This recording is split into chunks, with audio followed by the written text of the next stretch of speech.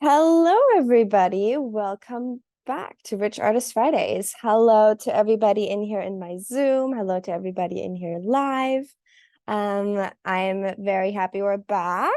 I know for everybody that's in the US right now, you're probably, I'm guessing, still in bed from Thanksgiving. So I figured, well, at first I was like, oh, maybe we should have taken a day off since most people aren't working today, I'm assuming.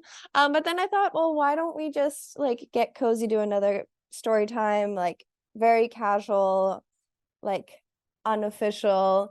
But regardless of that, I'm very happy you're here. Somebody says, "Hi, I'm from Malaysia." That's so cool. So I'm guessing you're not celebrating Thanksgiving right now. Yes, and that's also the reason why I was like, oh, let's just do it because I know you guys are all over the world. So that's fun. And hi to everybody in here live. Yes, my name is Sophie. For anybody that doesn't know me, I am the founder and the host of the Rich Artist Program and the Rich Artist Fridays. And the Rich Artist Fridays are 30-minute quickies that we do weekly in order to just like get motivation, get inspiration, get input on different aspects of our photography industry. I personally specialize in fashion and beauty, so that is where my background is at. I have done several years of assisting and shadowing other photographers that were very successful. I've been a studio manager, I've been a lighting tech, I've been a digitech, I've been a PA, I've been the intern, and now I do it myself. I freelance as a photographer, and I want you guys to benefit from the experiences that I made in that time. That time was really formative for me. I was interning in New York City for 6 months when I first arrived here, and that was sort of my dipping my toe in the pond of experiences on big commercial photo sets. And that time was absolutely insane, like one of the biggest adventures of my life up until that point. And I was pretty clueless, I'd have to say, with going into it and not really knowing that much about the industry. And the experiences were crazy. Let me see what you guys are saying. But yeah, we over the last couple of weeks we've been doing these sort of like story time slash what I learned Rich Artist Fridays, which you guys are loving. And I get it. I mean, I think this is a great format in a sense of like it's very entertaining, some of the stuff that I experienced, and so out of the usual, in terms of like just I don't know, sometimes I forget that like this job isn't very normal to some people, and my friends tell me that sort of too. They're like, Sophie, you think you live such a normal life, but a lot of this job and what you do is so not normal. And I was like, oh yeah, you're right. And that is one of the perks of it too, isn't it? And I think that's why a lot of us choose this line of work, because it's exciting, and it's not a 9 to 5 office job, and we get to experience adventure and be creative and be artists. But at the same time, we have to learn how to run our own business. We have to be our own boss. We have to hold ourselves accountable. That comes with so much stress and so much self-doubt for a lot of people, and I have been there, and that's also what the Rich Artist Program is for. In order for me to guide you guys through that, I myself had to hire my own business coaches in order to learn how to function by myself on my own and still be able to pull in the opportunities that I want and the resources that I need, and dream of, in order to have the lifestyle that I want, but also create the art that I want and have the people benefit from it that I want to highlight the most in my industry, and not have to always operate out of a lack sort of mentality of like I have to take every job that I want, but I choose the clients that I want. I go after the brands that I am interested in becoming a part of their journey and supporting what they're doing with their companies, because I think the messaging that they hold is strong and powerful and aligned with what I care about in the world. Like, how much of a privilege is that to get to say that you get to do that for a living? And I know that a lot of you guys have the same dream, and I want you guys to be able to live that dream. And if I can help you in any way, shape, or form by sharing my experiences and my knowledge and the things that I learned with you guys, then that's what I'm going to do. And that's what we're going to do today as well. Somebody says, I always wonder how you able to find the balance. Well, it is a daily task.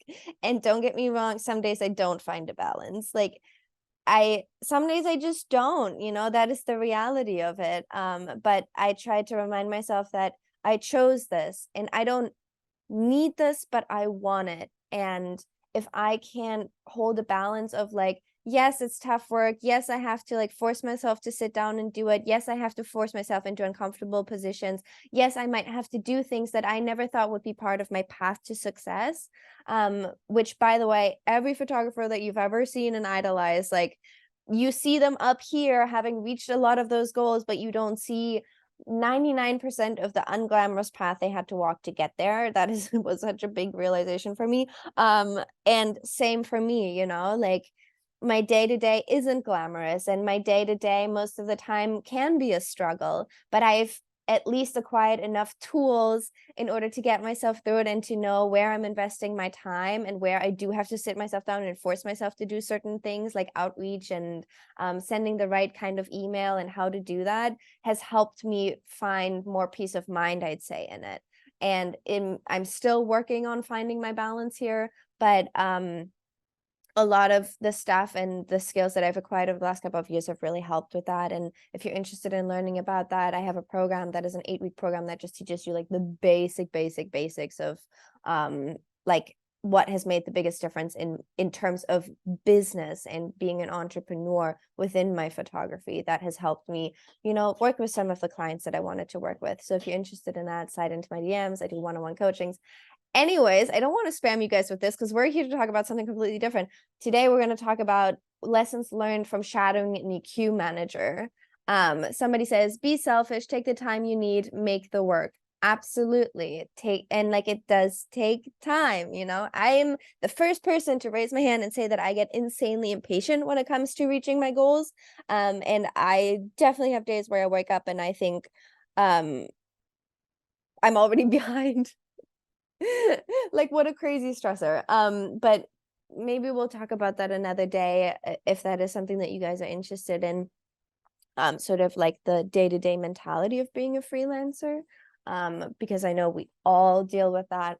But today, sort of in line with the last 2 or 3 weeks that we did like lessons from interning on a photo set, and then we did lessons from managing a studio, which was more like internal business structures of how a large successful photography business is run and set up. And then I thought I'd follow it up with lessons learned from shadowing an EQ manager, which is from a time when I was like fresh in the industry. I had just landed in New York City for a 6-month like unpaid internship, working my butt off. And the photographer that I was working for, luckily, was very successful and very good at what he did. So it wasn't just him by himself. He had a big crew working for him. And one of his like number one guys was his EQ manager, because he owned a really big photo studio in Williamsburg that he would shoot in. But then when he wasn't shooting in it, he would rent it out to other photographers and they would run really large productions in those studios. Like I've seen Macy's Christmas, actually Macy's, I don't know if we did Macy's there, but I've seen like Vogue, I've seen like diamond jewelry brands, can't name any names, like all the big apparel names. Like it was a really nice space. And on the days where I wasn't on set with the photographer that I was interning for, most of the days I would be shadowing either his equipment manager, or the girls in the back that were running the office. So they had their desks set up. He had a studio manager. That's where all the emails got done. That's where his like personal work was being managed, but then also the booking of the studio. So that was like 2 separate businesses. He would have his girl that would communicate with his agents and run production on his own shoots, and then there was employees that would just manage the studio space. So this was like the Willy Wonka golden ticket that I got of internships, because every single day I got an insane amount of input from these people, and I got to sort of see glimpses of all of the different aspects of his business. And this equipment manager, what his job was, so they had the big studio, and then in the back of the studio was a huge equipment storage space that had all of the photo gear. And I'm not talking like 3 different lighting heads. I'm talking like shelves under the ceiling with like hundreds and hundreds of thousands of dollars of equipment and hot lights, and like even the big lights, like the RE HMIs that are like 12,000 watts that they usually use on like film sets. Like, have you guys ever seen, if you see like a behind the scenes of them making movies, sometimes they have lights that are like the size of a small car outside the windows when it's like, if it's like gloomy outside, but they need it to look like it's sunny inside, they'll use those lights. And he had those as well. So, you know, he would shoot with them. Other photographers would rent them from him. Let me take a sip of tea. I know I always feel like talking a million miles an hour, even though it's just a casual story time. I'm sorry, guys. I'll try to calm down, slow down. But it was exciting. It was such an exciting time. And I remember when I first arrived, I had no clue. I didn't even know who worked on a photo set. You know, I didn't even know what an EQ manager was. And this EQ manager was also the photographer's first assistant. So on most of his jobs, this guy would be his lighting tech and like his number one go-to man. And when we would travel, this is the guy that would come with us, or, you know, I'm saying us like as if I always got invited to come. I didn't. But this guy, if he was available, he would be the number one guy that this photographer would bring with him on location shoots and on travel jobs. But on the days where they weren't shooting, he was managing the equipment for the studio when it was getting rented out to other photographers. So a lot of what our day-to-day would look like would be, we would get, okay, this and this photographer is shooting, let's say, what's that brand, American Eagle or one of those, for the next 3 days. And we get like a 2-page list, 3-page list of equipment that he was renting. And it would be like 25 C stands, which are like the stands that the lights go on, and like all the lighting heads, and then all of the clamps and all, and like it was all very, very neat in the back most of the time. And it was also my job to like keep it neat, everything labeled to like down to the tiniest little pins in order to like adjust something and put this arm and attach it onto this one. And like when I first arrived, I had no clue what anything was called, like, and I had to learn very quickly because this equipment manager would hand me the list of like 200 items and was like, all right, start lugging this stuff out here and line it up insanely neat and tidy so that it looks really beautiful, you know, because this guy is paying thousands of dollars for this equipment rental, and all this stuff needs to be there. And so I had to learn very quickly what everything was called. And obviously in the beginning I would like be like, okay, well, out of these 200 items, I know 3 of them. So guess I'll start with those and I'll lug them out. And they were heavy and I needed to learn how to carry them. And in the beginning, I was like covered in scrapes and scratches and bruises because I had never done a job that was that physical. Like I literally needed to learn how to lift shit without breaking. Like I definitely did throw out my back like once or twice. And I also needed to learn my limits. I needed to learn like when I actually needed to ask for a hand of like lifting something. And this guy, I think he did this on purpose a little bit. He would like sit back and watch how I would handle the tasks that he would give me, just out of curiosity to see like, you know, are they gonna grow to the occasion, but also to like test my ego in things, to see like, can I ask for help, but also can I work on my own and like think things through before I ask for help? And he definitely like tried to push my buttons too. Like I remember there was a day where we had a box truck coming into the studio with equipment that we had brought with us onto a location, and it needed to be unloaded. And I'm not talking like a small Sprinter van. I'm talking like a moving box truck that you would usually put your house into in order to move across the country, like one of those. And he was sitting on his laptop and he was like, all right, start unloading. And I'm like,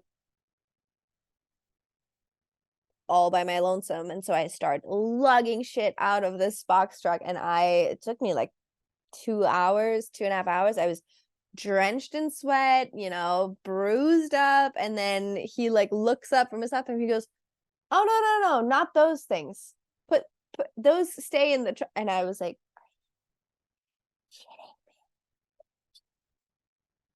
one of those moments where you're like, you did that on purpose. You did that on purpose. And now you're looking very closely at how I'm going to react. And we're like, I need to pee. Go into the bathroom and be like, and then be like, walk back out there because I'm like, you're not getting rid of me. You're not breaking me. Not that that's cool to do to anybody. Okay, guys, like you don't have to do this to your interns in order to see if they're like dedicated to the job. But in that moment, I was just like, but hey, I survived and I learned so much, you know, and after a couple of weeks, a couple of months, you know, this guy, he taught me more than anybody else there. And he definitely, you know, also learned how to utilize me because when I first arrived, the equipment manager was the one that was sort of training the lighting techs, the other assistants, like the second and the third assistant, that would be in charge of setting up the lights for a photo shoot. And that is an insanely physical job. And if you've never worked on like big production sets, from an older generation of artists, these assistants, they're all guys. They're all guys that are like this, like a closet, you know, like a bear of a man that can actually lug a lot of this stuff, you know, and they're strong. And I came in there being like, oh, I want to learn how to do that. Of course, I want to learn how to set up the lights for, you know, the next Tiffany and Co campaign. Are you kidding? But I came in and, you know, I'm guys, I'm 5'3" and I had never done physical labor to that extent. Okay. So I walked in there and they were probably like, who is this little chicken? What the fuck are we supposed to do with them? You know? But after a lot of those like little tests, I guess they were like, well, we're not getting rid of them, so we might as well start utilizing them. And guys, like there is positions for anybody on set of any statue and you can be of help, you know. I was so useful in these lighting teams. I was the runner. I was so fast. Like after I got the hang of things and I knew like how to anticipate people's needs and observe what was going on, I could predict what the next thing that they were missing was, and I would be already I would be coming out of the back equipment room holding the thing in hand, and this guy that's trying to be like, oh, Sophie, we need, oh, great. There you go. Okay. All it takes is a little bit of dedication, willingness to learn, and just, you know, being with it and fuck the physicality of it. Sorry, I'm swearing a lot today. That's another thing. These guys swore so much. I like before that I spoke such proper English, like the English that I learned in Europe, and then I started working on set and these guys are tough, you know. So it's like summer camp for adults. Like these jobs are not normal, okay? Like sometimes you're in the swampland somewhere on the outskirts of New York City, you know, and you're lugging equipment over a beach all day long. Like it's a weird scenario. It's a weird world, but I loved it so insanely much. Like those 6 months of my life, most of the people that I like, my loved ones that I left back home, I didn't even like, you know, I thought I'd be Skyping them every single day. They didn't hear from me. They didn't see me, you know. I was so immersed in this world. And also, you know, guys, I was working like 50 hours a week up to, I remember like right at the time leading up to Christmas is when companies have like the last little bits of production budget left where they'll all start doing stuff. So the weeks leading up to Christmas was always like insane with like back to back to back photo shoots. So you know, we had to work a lot of hours, and that time was crazy. And I, you know, now I know every single little tiny piece of equipment, so when I have my own assistants on set, I can be like, yo, can you grab me this, or I think it's better if we set it up using this and this kind of gear. It was so insanely helpful. And I know this was a quick story and there's so much more to be said about this here, but I'm running out of time. I actually have to leave. So today is actually going to be one of those like really, really quick Rich Artist Fridays. I'm sorry, you guys, but I hope you enjoyed this tiny little entertainment piece of story time. I'll do a part 2, I promise. Thank you for being in here. Thanks for you guys that are in here live and that said hi to me. I hope this was fun for you guys. I hope you guys had an amazing Thanksgiving if you're in America. And I promise I will tell you more of these stories, but I just wanted to like lay the foundation here of like that's what that was like, and it was crazy, and trust me, I could do 100 more of these story times just from those 6 months of internship alone, which like back then when I was doing it was my dream to get to play fly on the wall on these sets and just be like, how and who are these people and how do they do it, because I think that world is absolutely amazing. Like I have always been inspired by fashion and beauty, and I love that you guys love it too. So thank you for being here. Let me know if you want more of these story times. Slide into my DMs or sign up on my Eventbrite for the next Rich Artist Friday. I'll see you guys next Friday. And if you're a photographer that wants a little bit more hands-on input from me, hit me up. I do free one-on-one coaching consultations for one-on-one coaching clients. I love you guys so much. Mwah. Bye. Thank you guys.